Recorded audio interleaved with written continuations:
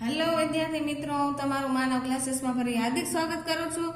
તો આજે આપણે ધોરણ 6 નો આઈડિયલ સ્વપોથીનું સામાજિક વિજ્ઞાનનું સોલ્યુશન લાવી રહ્યા છીએ, જે નવા અભ્યાસક્રમ પ્રમાણે છે. તો ફટાફટ આપણી ચેનલને લાઈક એન્ડ સબસ્ક્રાઇબ કરી દો અને બીજાને પણ શેર કરો, જેથી નવો અભ્યાસક્રમ છે, જેથી વિદ્યાર્થીઓને લખવામાં કોઈ અડચણ હોય તો એ વિડીયો જોઈને લખી શકે અથવા ભણી શકે. તો ચાલો જાજો સમય ન લેતા આપણે પાઠનું નામ પહેલા જાણીએ. ચેપ્ટર નંબર 1 છે પૃથ્વી પર સ્થાનોની સ્થિતિ, એટલે કે આપણા પૃથ્વી ઉપર જે સ્થાનો આવેલા છે તેના ઉપર નકશો આપણે આધારે શીખવાનું રહેશે. તો એમાં પહેલા તમને પ્રશ્નના સવિસ્તાર ઉત્તર આપેલા છે. નકશો એટલે શું, આપણે તેનો ઉપયોગ કેવી રીતે કરીએ છીએ, એટલે કે નકશાનો ઉપયોગ આપણે ક્યાં કરીએ છીએ અને કેવી રીતે તે આપણે અહીંયા લખવાનું રહેશે. તો નકશો એટલે કોઈ પણ વિસ્તારનું પ્રતિકાત્મક નિરૂપણ અથવા ચિત્ર.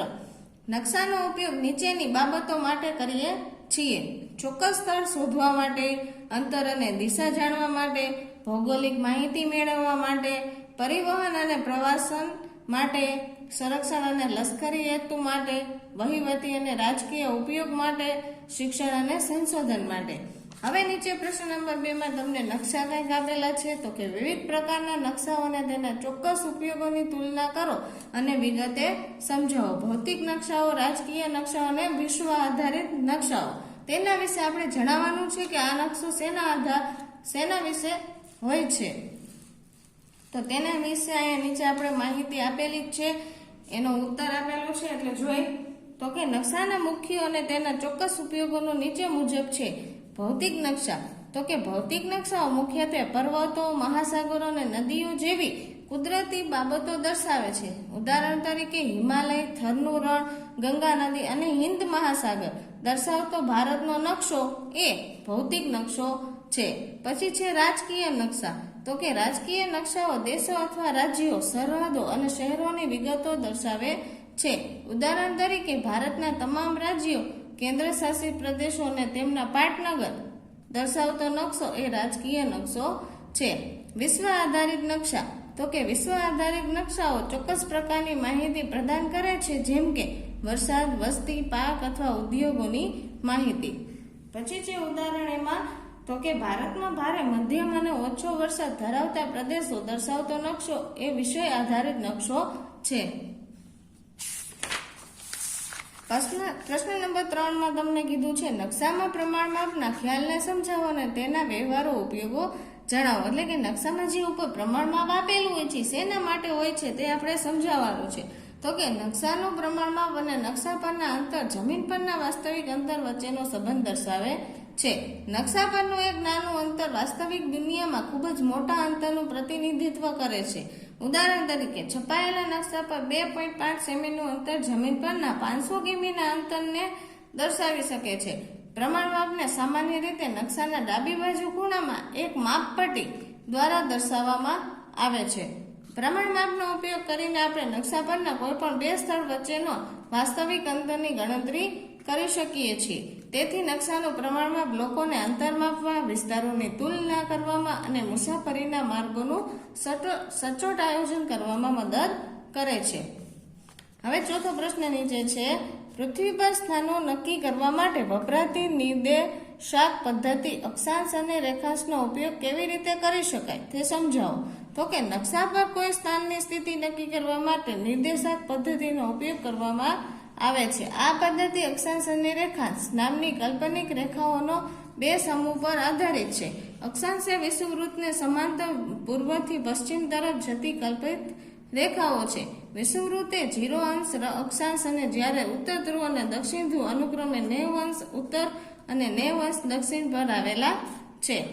રેખાંશ એ ઉત્તર ધ્રુવથી દક્ષિણ ધ્રુવ સુધી જતી કલ્પિત રેખાઓ છે. મુખ્ય રેખાંશ 0 અંશ રેખાંશ લંડનમાં ગ્રીનિચમાંથી પસાર થાય છે.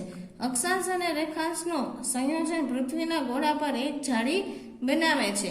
આ કાલ્પનિક જાળી પૃથ્વી પરના કોઈપણ સ્થાનની ચોક્કસ સ્થિતિ જણાવવામાં મદદરૂપ બને છે. 5મું છે ઉજ્જૈનની મધ્ય રેખા સંદર્ભમાં ભારતમાં ઐતિહાસિક પ્રદાનનું વર્ણન કરો. તો કે ગ્રીનિચ રેખા એ પ્રથમ મુખ્ય રેખાંશ ન હતી. યુરોપથી અનેક સદીઓ પહેલા ભારતની પોતાની એક મુખ્ય રેખાંશ હતી, જેને મધ્ય રેખા કહેવામાં આવતી હતી. આ મધ્યરેખા ઉજ્જૈનીય શહેરમાંથી પસાર થતી હતી, જે અનેક સદીઓથી ખગોળશાસ્ત્રનું પ્રતિષ્ઠિત કેન્દ્ર હતું. પ્રખ્યાત ખગોળશાસ્ત્રી વરામી લગભગ 1500 વર્ષ પહેલા ઉજ્જૈનમાં રહેતા હતા અને પોતાનું કાર્ય કરતા હતા. ઉજ્જૈનની મધ્યરેખા તમામ ભારતીય ખગોળશાસ્ત્રીય ગ્રંથોમાં ગણતરી માટે એક સંદર્ભ બની હતી, જે પૃથ્વીની નિર્દેશક પદ્ધતિ વિશે ભારતની પ્રાચીન સમજ દર્શાવે છે. ઉજ્જૈનની મધ્યરેખા નજીક આવેલા પ્રાચીન ભારતીય શહેરો જેવા કે કુરુક્ષેત્ર, માહિષ્મતી અને કુમારીનો ખગોળશાસ્ત્રીય ગ્રંથોમાં ઉલ્લેખ કરવામાં આવ્યો હતો. છઠ્ઠો પ્રશ્ન છે, અક્ષાંશ આબોહવા ક્ષેત્રોને કેવી રીતે અસર કરે છે?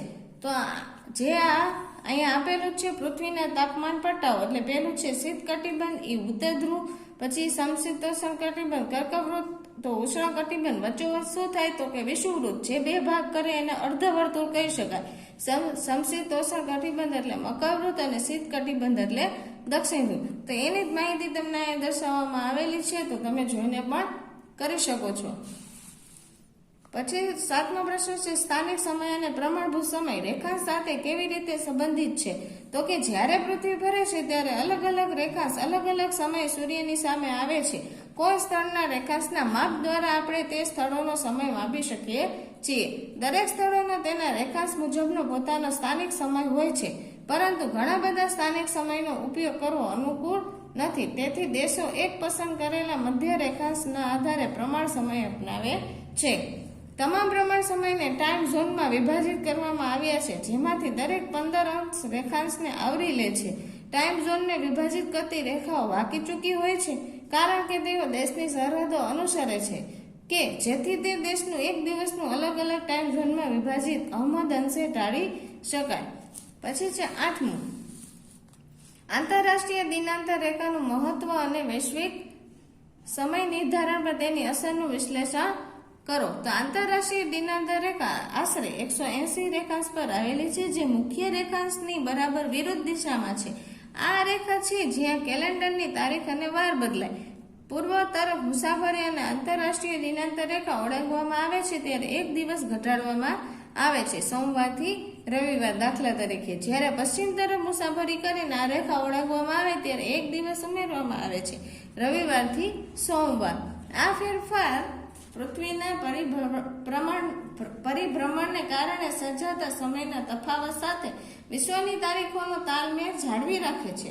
આંતરરાષ્ટ્રીય દિનાંતર રેખા કેટલાક સ્થળોએ વાંકી ચૂકી થઈને પસાર થાય છે, જેથી કોઈ એક દેશ અથવા ટાપુઓ બે અલગ અલગ દિવસોમાં ન વહેંચાય, જે રાષ્ટ્રીય સમયથી એકરૂપતા જાળવવામાં મદદરૂપ કરે છે. આંતરરાષ્ટ્રીય દિનાંતર રેખા ખાતરી કરે છે કે સમય અને તારીખ વૈશ્વિક સ્તરે સંકલિત રહે. આમ આંતરરાષ્ટ્રીય દિનાંતર રેખા ઓળંગતા તારીખ અને વાર બદલાય છે. ચાલો હવે છે ટૂંકમાં ઉત્તર. ભૌગોલિક સંદર્ભમાં ગ્રીન રેખાઓનો શબ્દ સમજાવો. તો કે ગ્રીન રેખા એ નકશા અથવા પૃથ્વીના ગોળા પર અક્ષાંશ અને રેખાંશની રેખાઓ દ્વારા બનતી એક કાલ્પનિક જાળી છે. આ રેખાઓ એકબીજાને છેદીને નિર્દેશક પદ્ધતિ બનાવે છે. જો આ યાદ રાખવા કઈ પદ્ધતિ નિર્દેશક છે, ખાલી જગ્યા, ખરા ખોટા વગેરેમાં પણ પૂછાઈ શકે છે, જે પૃથ્વી પરના કોઈ પણ સ્થાનની ચોક્કસ સ્થિતિ સચોટ રીતે શોધવામાં મદદ કરે છે. બીજો પ્રશ્ન છે, રેખાંશની મધ્યવર્તી રેખાઓ શું છે અને તેની લાક્ષણિકતાઓ કઈ છે? તો કે રેખાંશની મધ્યવર્તી રેખાઓ એ કલ્પિત રેખાઓ છે, જે ઉત્તર ધ્રુવથી દક્ષિણ ધ્રુવ સુધી જાય છે અને અર્ધવર્તુળો બનાવે છે. તે મુખ્ય રેખાંશ 0 અંશથી પૂર્વ અથવા પશ્ચિમ તરફનું અંતર માપે છે. બંને દિશામાં રેખાંશનું મૂલ્ય 180 અંશ સુધી વધે છે અને 180 અંશ પૂર્વ અને 180 પશ્ચિમ બંને રેખા દર્શાવે છે. ત્રીજો પ્રશ્ન છે, સમાંતર અક્ષાંશ રેખાઓ શું છે અને તે પૃથ્વી પર કેવી દેખાય છે? તો કે પૂર્વ પશ્ચિમ દિશામાં લંબાતી અને વિષુવવૃત્તને સમાંતર એવી કાલ્પનિક રેખાઓ છે. તે પૃથ્વીની આસપાસ પૂર્ણ વર્તુળો બનાવે છે. વિષુવવૃત્ત એ સૌથી મોટું વર્તુળ છે. જો વિષુવવૃત્ત કેવું વર્તુળ છે? મોટું. આ યાદ રાખવાનું. તમને ખરા ખોટામાં પણ એમ પૂછી શકે કે વિષુવવૃત્ત એ સૌથી મોટું વર્તુળ છે, તો સાચું. અથવા તમને એમ પણ કહી શકે કે મકરવૃત્ત એ સૌથી મોટું વર્તુળ છે, તો ખોટું આવશે. તેથી આ શબ્દ વધારે યાદ રાખો. જેમ જેમ આપણે ધ્રુવ તરફ આગળ વધીએ છીએ તેમ તેમ આ વર્તુળો નાના થતા જાય છે. વર્તુળો કેવા થતા જાય? તો કે નાના. આ પણ તમારે ખાસ યાદ રાખવાનું રહેશે. કેમ કે આવી વસ્તુ ટીચરો તમને વિકલ્પ ખાલી જગ્યાને ખરા ખોટામાં બનાવીને પણ પૂછી શકે છે. હવે ચોથો પ્રશ્ન છે, સ્થાનિક સમય અને પ્રમાણ સમય વચ્ચેનો શું તફાવત છે?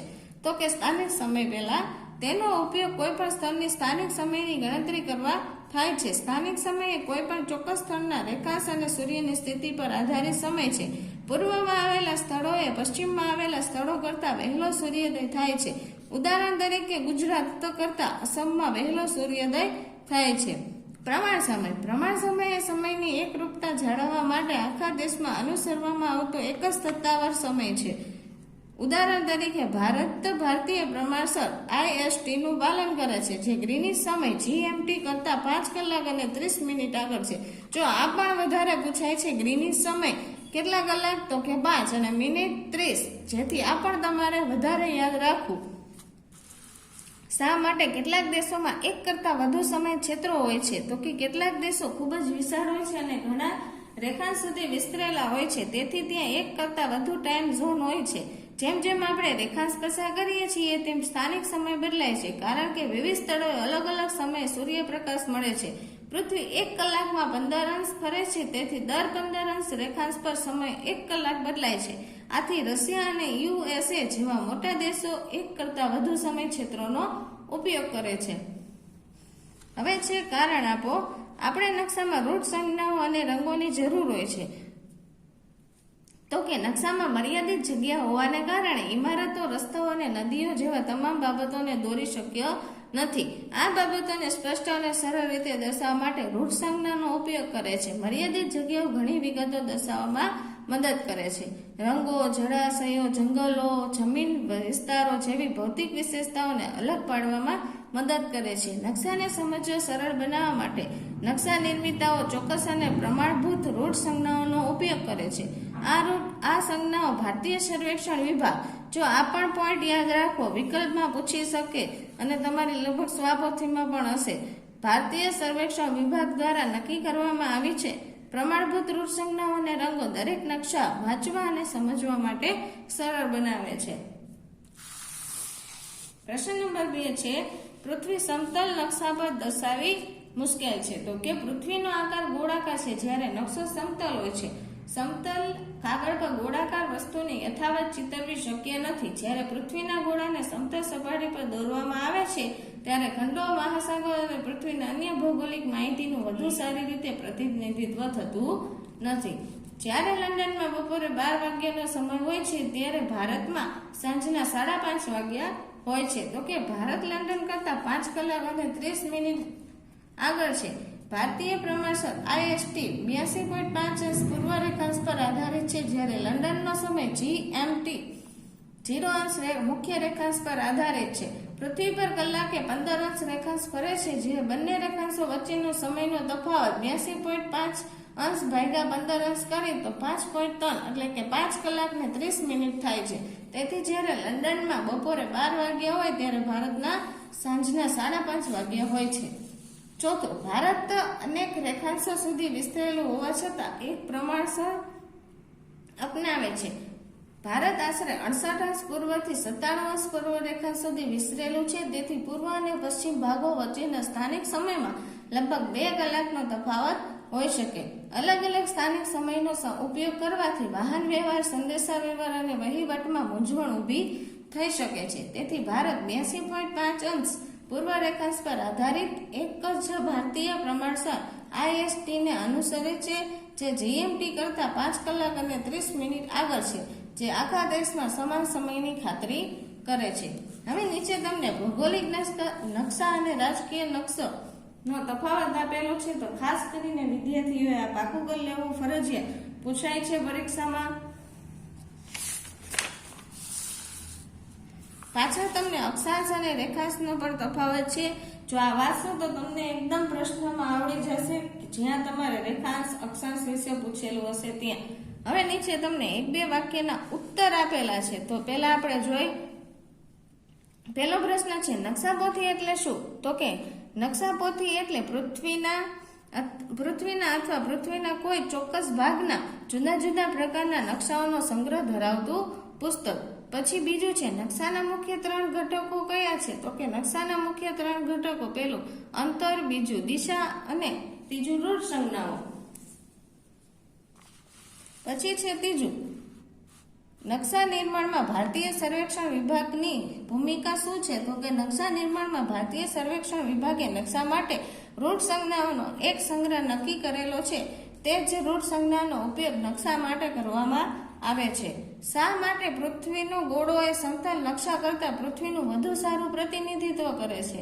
તો કે પૃથ્વીનો ગોળો એ સમતલ નકશા કરતાં પૃથ્વીનું વધુ સારું પ્રતિનિધિત્વ કરે છે, કારણ કે એક પહેલું, સમતલ કાગળ પર ગોળાકાર વસ્તુને યથાવત ચિતરવી શક્ય નથી, જ્યારે પૃથ્વીના ગોળાનો અને પૃથ્વીનો આકાર એક સરખો છે. ત્રીજું, આથી પૃથ્વીનો ગોળો પૃથ્વીને ભૂગોળ વધુ સારી રીતે સમજાવી શકે છે. અક્ષાંશ એ આબોહવા સાથે કેવી રીતે જોડાયેલ છે? તો કે ભૂમધ્ય રેખા સૌથી મોટું અક્ષાંશ છે. ત્યાં સૂર્યના કિરણો સીધા પડવાથી ખૂબ ગરમી હોય છે.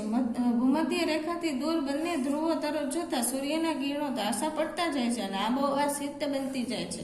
આમ અક્ષાંશ અને આબોહવા પર સીધી અસર કરે છે. ઉત્તર ધ્રુવ અને દક્ષિણ ધ્રુવના અક્ષાંશ મૂલ્ય શું છે? તો કે ઉત્તર ધ્રુવ અને દક્ષિણ ધ્રુવનું અક્ષાંશ મૂલ્ય 90 છે. પછી જ આ બાજુ વ્યાખ્યા આપેલી છે તમને પ્રમાણમાં. તો કે નકશા પરના બે બિંદુઓ વચ્ચેનું અંતર અને પૃથ્વીની સપાટી પરના તે જ બે બિંદુઓ વચ્ચેના વાસ્તવિક અંતરના ગુણોત્તરને પ્રમાણમાં કહે છે. સરળ ભાષામાં નકશા પર દર્શાવવા માટે દરેક અંતરને ચોક્કસ ગણતરી મુજબ નાનું કરવામાં આવે તેને પ્રમાણમાં કહે છે.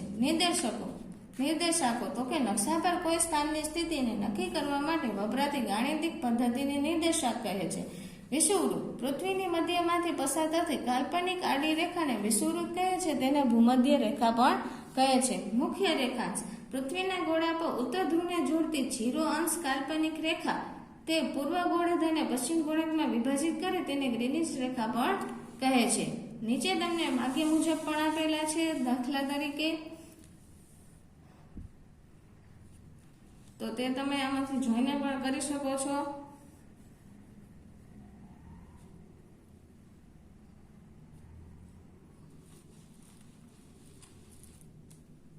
અલગ અલગ સ્થળ વચ્ચેના તફાવતની ગણતરી કરવાની છે. તો આપણે જે ગણિતમાં ત્રિરાશિ મૂકીને કરી છે એ જ રીતે આપણે દાખલામાં પણ કરવાની રહેશે.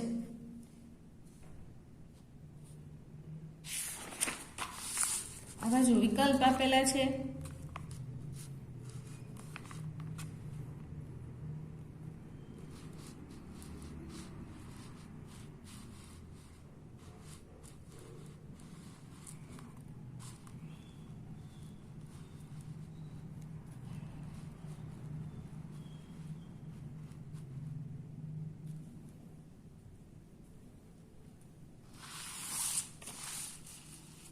હવે ખાલી જગ્યા છે. જો તમે ખાલી જગ્યામાં તમને ઓપ્શન પણ આપેલા છે.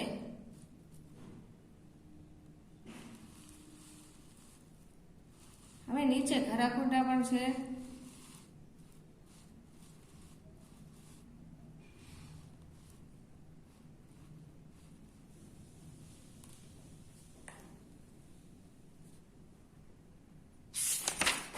પાછળ એક એનું જોડકું પણ છે.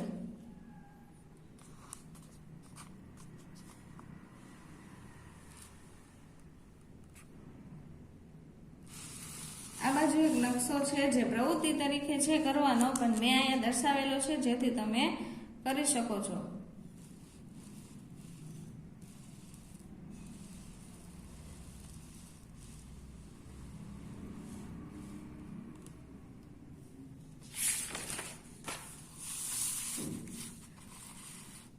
આ બીજો નકશો છે વિશ્વનો નકશો.